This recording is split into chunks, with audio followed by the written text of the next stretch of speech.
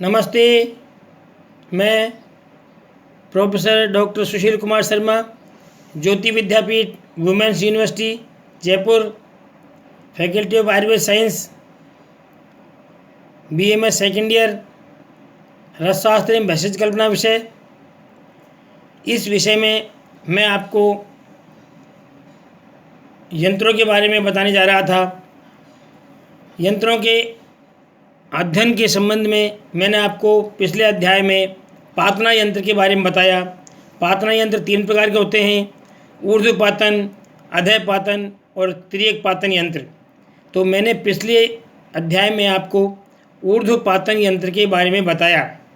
ऊर्ध्वपातन यंत्र में इसमें हिंगुल से पारद का निष्कासन किया जाता है। 16 अंगुल पृष्ठ विस्तार वाला पात्र 1 किलो पारद के लिए उपयुक्त है। और इसमें मृदु, अग्नि, मध्य और तीव्र इस प्रकार से अग्नि दी जाती है और 5 घंटे की अग्नि पर्याप्त है। अग्नि देने के पश्चात स्वांशित होने पर सावधानीपूर्वक संधि खोलकर ऊपर वाले पात्र में आभ्यंतर तल भाग में वस्त्र से धीरे धीरे खुरचकर पारद को एकत्रित कर लेना चाहिए। ये ऊर्ध्वपातन यंत्र हुआ। अब मैं आपको इसी पातना यंत्र के बारे में बताते हुए अधःपातन यंत्र के बारे में बताने जा रहा हूँ। इसमें अंतर इतना ही है, ऊर्ध्वपातन यंत्र में ऊपर वाले मटके में औषधि का निर्माण होता है। अधःपातन में नीचे वाली मटकी में औषधि तैयार होती है और तिर्यकपातन में तिर्यक रूप से होती है। इतना ही अंतर है। अब अधःपातन यंत्र के बारे में है, मिट्टी की 2 हांडी लें, 2 मटकियाँ लें। ऊपर की मटकी के आभ्यंतर तल भाग में, ऊपर की मटकी के आभ्यंतर तल भाग में पारद, हिंगुल आदि द्रव्यों जिसका अधःपातन करना हो की औषधियों के साथ पीसकर लेप कर दें। मतलब ऊपर की वाली मटकी के तल भाग में जिसका भी अधःपातन करना हो उन द्रव्यों का लेप औषधि के साथ पीसकर उसमें कर दें। उसके तल भाग में नीचे के पात्र में जल भरकर दोनों का मुख को अच्छी प्रकार संधि बंधन कर दें। नीचे के पात्र में जल भर दें। अब जल वाले पात्र को भूमि के अंदर गाड़ दें और ऊपर के पात्र में अच्छी तरह उपलों की से ढककर अग्नि प्रज्वलित करें। ऊपर वाले पात्र में अग्नि दें तथा स्वांशित होने पर नीचे के जल वाले पात्र से पारद प्राप्त करें। इसे अधःपातन यंत्र कहते हैं। मतलब अधःपातन यानी नीचे की तरफ पातना होते हुए इसका उपयोग पारद के अधःपातन के लिए किया जाता है। इसमें ऊर्ध्वपातन में ऊपर औषधि मिलती है, अधःपातन में नीचे मिलती है। तो ये अधःपातन यंत्र हो गया। इसी प्रकार से तिर्यकपातन यंत्र भी होता है। उसमें दोनों मटकों के छिद्र करके एक नली लगाई जाती है। वो तीसरे पात्र में सामान औषधि भरते हैं। तो उसके लिए बताया गया है कि तिर्यकपातन यंत्र कैसा होता है। इसके लिए 2 मिट्टी की छोटी छोटी मटकी हांडी लेते हैं। बड़ी हांडी लंबी ऊंची होनी चाहिए। इसके कंठ प्रदेश में एक छिद्र करें। इसके कंठ प्रदेश में एक छिद्र कर एक नली लगा दें तथा नली का दूसरा सिरा दूसरी छोटी मटकी या हांडी के मध्य भाग यानी पेट के में छिद्र कर उसमें प्रविष्ट करें। दोनों प्रविष्टियों के संधि स्थल को मिट्टी के लेप से दृढ़ कर दें। मतलब दोनों एक छिद्र तो बड़ी हांडी के मुख में हो, दूसरा छोटी हांडी के मध्य भाग में हो। दोनों को एक नली से जोड़ दें और दोनों नली के जोड़े हुए स्थानों पर संधि बंधन करके मिट्टी का लेप लगा करके दोनों को दृढ़ कर दें ताकि वहाँ से कोई वाष्प या धुआं या अग्नि बाहर नहीं निकल सके।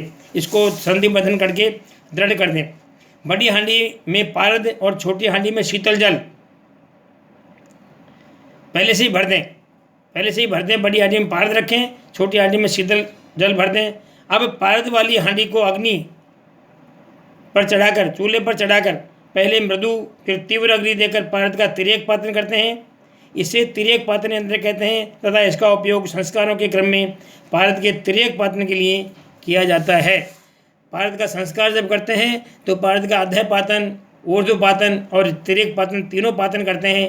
तो पारद के तिर्यकपातन में इसका प्रयोग करते हैं। इसमें पारद तिर्यक रूप से, तिरछी रूप से तीसरे पात्र में पानी में एकत्रित हो जाता है। इस प्रकार से ये पातना यंत्र का आपको पूरा अध्ययन बताया गया। इसके द्वारा पातन करते हैं। अब इसके बाद भूधर यंत्र का उल्लेख आता है।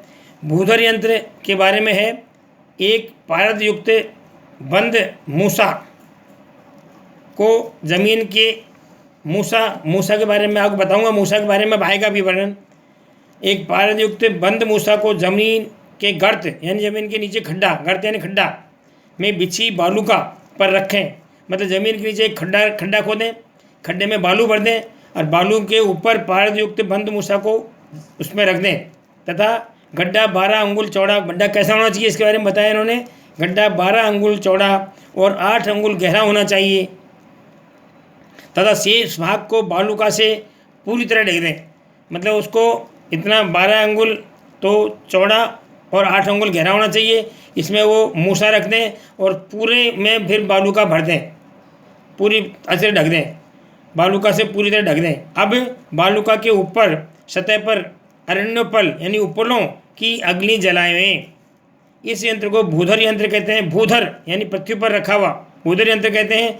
इसका उपयोग गंधक के अंतर्धूम जारण के लिए किया जाता है। यानी गंधक का अंतर्धूम जारण, यानी उसके धुआं भी रहे, अंतर्धूम जारण हो जाए, धुआं बाहर नहीं निकले, तो गंधक के अंतर्धूम जारण के लिए इसका उपयोग किया जाता है। इसको भूधर यंत्र कहते हैं। इस भूधर यंत्र में यही है कि मिट्टी ज़मीन के नीचे गड्ढा खोदें जो 12 अंगुल चौड़ा हो और 8 अंगुल गहरा हो।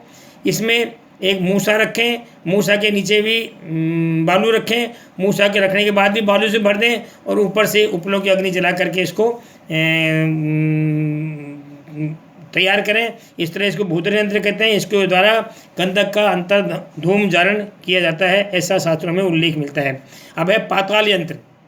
पाताल यंत्र कैसा होता है, इसके लिए है, पाताल यंत्र में एक मिट्टी की हांडी यानी मटकी को एक छिद्र युक्त मिट्टी की सराव से, एक छिद्र युक्त मिट्टी के सराव से ढककर संधिबद्ध कर दें। मतलब एक मिट्टी की हांडी लें और उस मिट्टी की मटकी में एक छिद्र युक्त मिट्टी के सराव से, जिसमें छिद्र हो ऐसे मिट्टी के सराव से ढककर संधिबद्ध कर दें।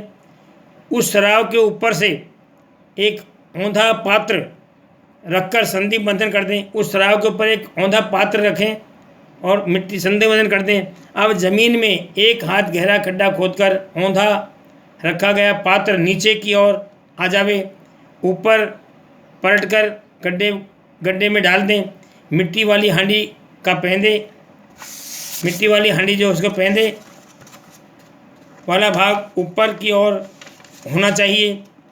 नीचे गड्ढे वाले पात्र में हांडी का कंठ भाग के पास से रिक्त स्थान को मिट्टी से ढक दें।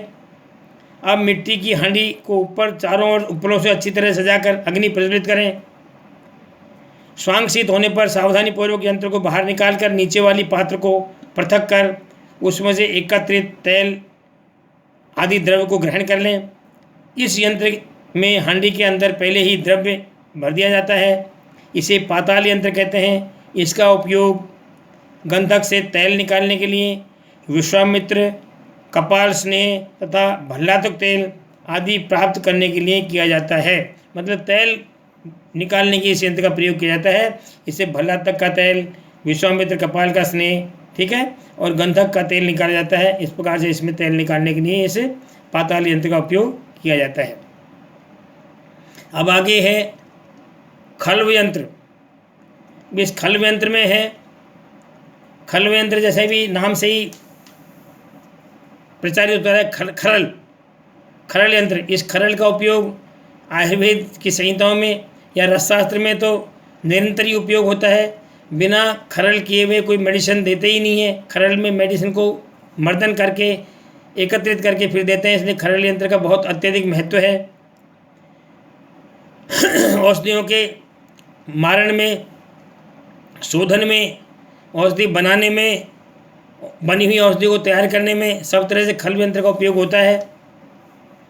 खल्व यंत्र के प्रकार बताए जा रहे हैं। खल्व यंत्र द्रोणाकार यानी अर्धचंद्राकार होता है, वर्तुल होता है एवं तप्त होता है। 3 प्रकार के बताए हैं, द्रोणाकार यानी अर्धचंद्राकार, वर्तुल एवं तप्त खरल।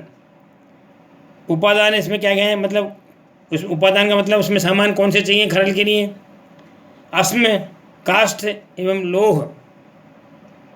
अश्म, काष्ठ एवं लोह मतलब 3 प्रकार के सामान से खल यंत्र बनाए जा सकते हैं। अश्म का मतलब पत्थर, काष्ठ का मतलब लकड़ी से बनी हुई, और लोह से बनी हुई।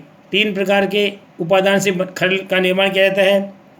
खल के निर्माण के लिए नीला या श्याम वर्ण का स्निग्ध, दृढ़ एवं भारी पत्थर। कैसा? नीला या श्याम वर्ण का स्निग्ध एवं भारी पत्थर का चयन करना चाहिए, जो कैसा हो? 16 अंगुल लंबा हो, 9 अंगुल चौड़ा हो और 24 अंगुल लंबा हो। 16 अंगुल तो ऊंचा हो, 9 अंगुल चौड़ा हो और 24 अंगुल यानी 24 अंगुल लंबा हो, मतलब 16 अंगुल ऊंचा, 9 अंगुल चौड़ा और 24 अंगुल लंबा हो। इसके लिए 12 अंगुल लंबी मूसल यानी मर्दक, मूसली जिससे मर्दन करते हैं, मूसल होनी चाहिए। 20 अंगुल लंबा और 10 अंगुल लंबा खरल रसकर्म के लिए श्रेष्ठ बताया गया है। मतलब 20 अंगुल लंबा और 10 अंगुल ऊंचा, 20 अंगुल लंबा और 10 अंगुल ऊंचा जो खरल है वो रसकर्म के लिए श्रेष्ठ बताया गया है। ये भी आचार्यों ने बताया है कि या तो 20 अंगुल का लंबा होना चाहिए और 10 अंगुल ऊंचा होना चाहिए।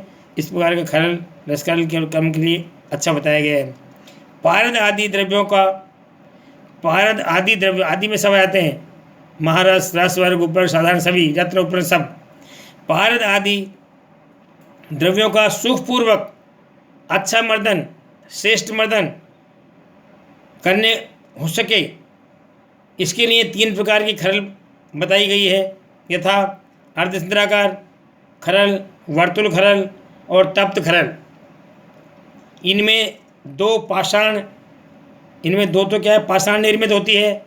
पाषाण का मतलब पत्थर निर्मित होती है। वे उत्सेग यानी ऊबड़ खाबड़ या खुरदरापन रहित, वो कैसे होनी चाहिए? उत्सेग यानी ऊबड़ खाबड़ या खुरदरापन रहित होनी चाहिए,